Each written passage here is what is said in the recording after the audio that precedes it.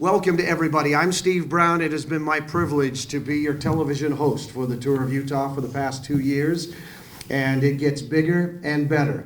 And today is our launch press conference, and we have all kinds of exciting news to tell you as we hit our 10th anniversary with the Tour of Utah. This is the model. The Tour of Utah is the model for stage racing in the United States, because it's, as Jeff alluded to, we've seen the Tour of Georgia, a great race, Tour of Missouri, a great race, but along the way, we lost those key support, and this has been a very measured, sensible approach to growing a world-class race to the point that it is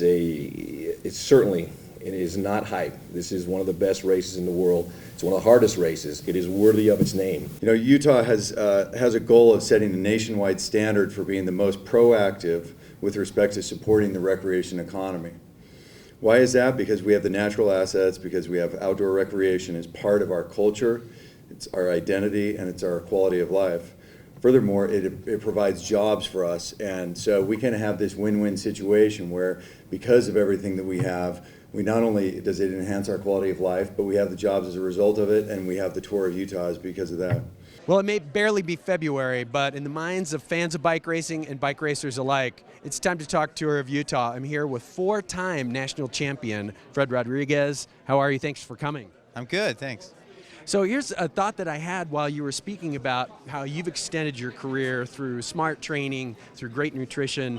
Does the fact that there are these kinds of fantastic races in the States impact your desire to keep racing because you can be with world-class competition at home?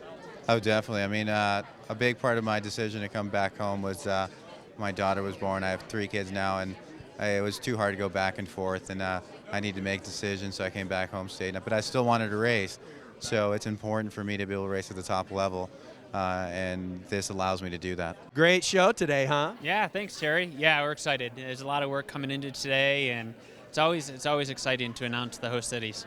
Well, I was thinking about the fact that you've obviously been working, as we discussed at the end of last year's tour, since that day on this year's course. Talk a little bit, if you can, about what we might have as surprises to see when the actual course and not just the host cities are unveiled. Yeah, when a lot of that planning is in process right now, and we hope to have it all finalized in the next coming weeks. But we'll always have a couple of tricks up our sleeve, but it's exciting. Some of the surprises, just because of where the host cities are, Powder Mountain, there's no surprises on where we're going to go. So the riders, that's going to make, I think, a lot of waves.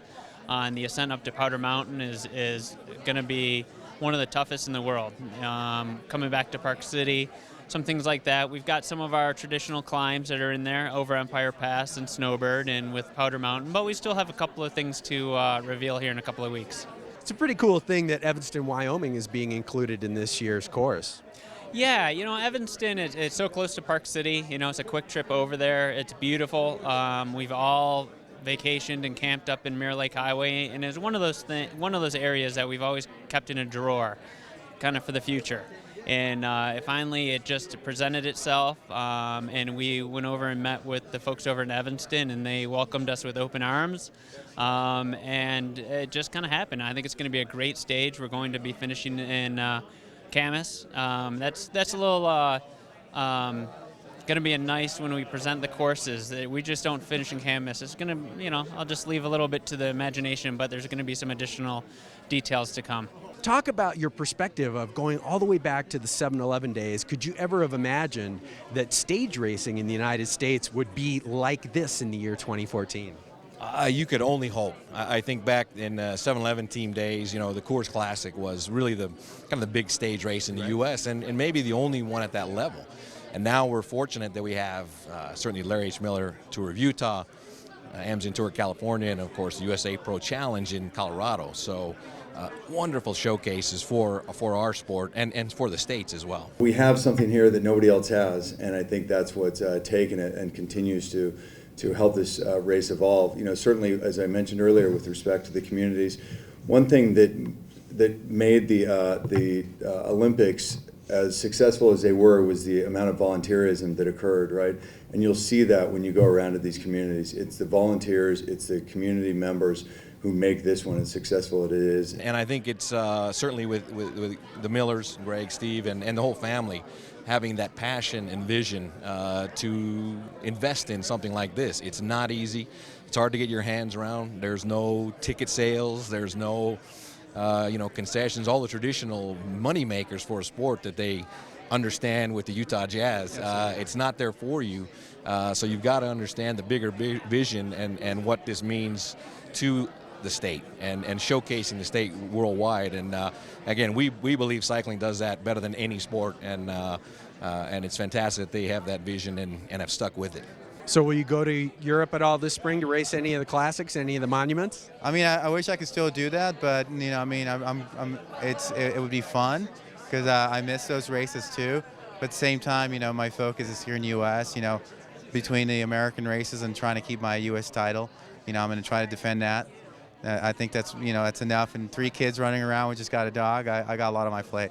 Life changes, but you're still racing fast, huh? Oh yeah, I'd love it and enjoy it. And cycling is one of those sports that allows you to do it. We like these 7 days because there's a lot of hard racing in a short amount of time, and the riders are done. They're spent by the end of this race and have laid it all out there. So this is challenging at 7, that's for sure.